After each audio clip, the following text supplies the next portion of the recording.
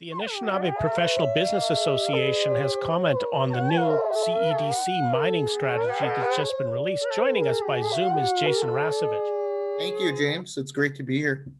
The mining strategy was released. What do our readers and viewers need to know? Well, the Anishnawbe Business Professional Association is pleased with the CEDC's interest in raising awareness of the upcoming economic impact and opportunities with workforce and business that's forthcoming in the mining sector. There is a large projection of growth with mineral extraction that they've identified with up to 15 mines potentially opening in the next decade. And from going through some of the report, there is the mention of Indigenous participation in certain areas as far as training and employment, but there needs to be recognition that these mines are on the traditional ancestry lands of the First Nation communities in Northwestern Ontario.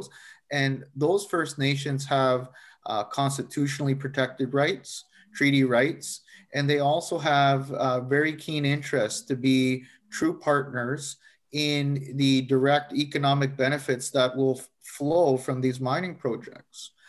It should also be acknowledged that the Truth and Reconciliation Commission of Canada, call to action number 92, asked for corporate Canada, including the mining sector, to adopt the United Nations Declaration of Indigenous People, and particularly the practices and norms and the free informed consent framework related to a reconciliation framework for the industry and how they approach First Nation people. That is very important, to the Anishnawbe Business Professional Association, as we work with many First Nation owned businesses that are either owned by the First Nation community themselves, partnerships between First Nations, and also individual entrepreneurs that are Indigenous, that are seeking opportunities in the mineral sector. And what we've always said is that consultation and discussions need to happen very far ahead of the early exploration phase in the mining life cycle, so that mining companies could be aware of what a community needs are related to the community's infrastructure, related to their socioeconomic position, related to their cultural values, and where a mining project is proposed or where infrastructure is proposed, and that there are significant impacts to the way of life of Indigenous people. That requires not only discussion and consultation, but it requires consent. And consent is an opportunity for the mining company and the First Nations to have more certainty in the land base, so that projects could advance with both the First Nation community and the mining company in a position to do so.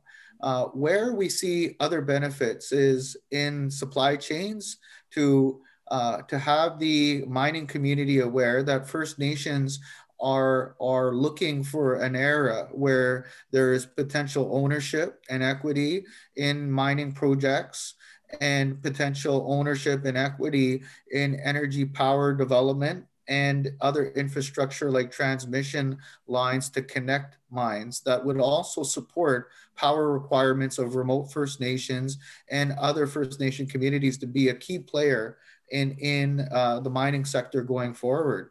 It was identified in the CEDC study that there are 7,000 mining jobs forthcoming or forecasted, and that there's over 180% increase in electricity demand in the new mines by 2026, and that there will be mining companies looking to purchase 70% of their goods and services from local services and supply companies.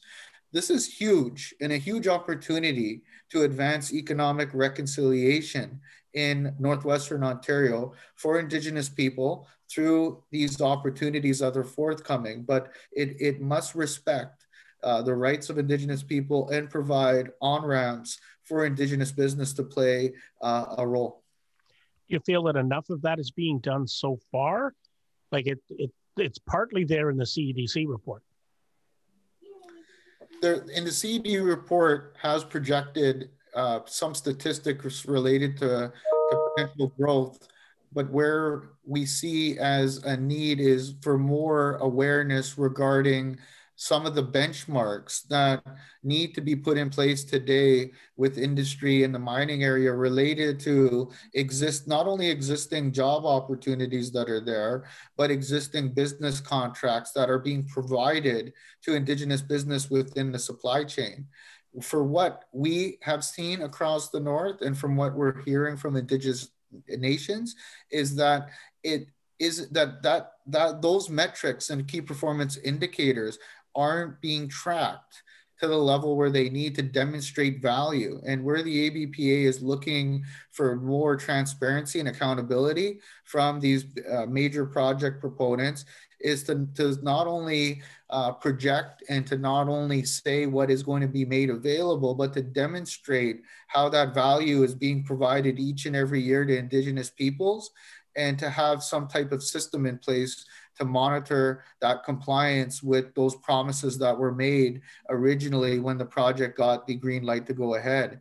So I will say that it's a challenge for us to monitor that because some of the metrics aren't being, I guess, made transparent.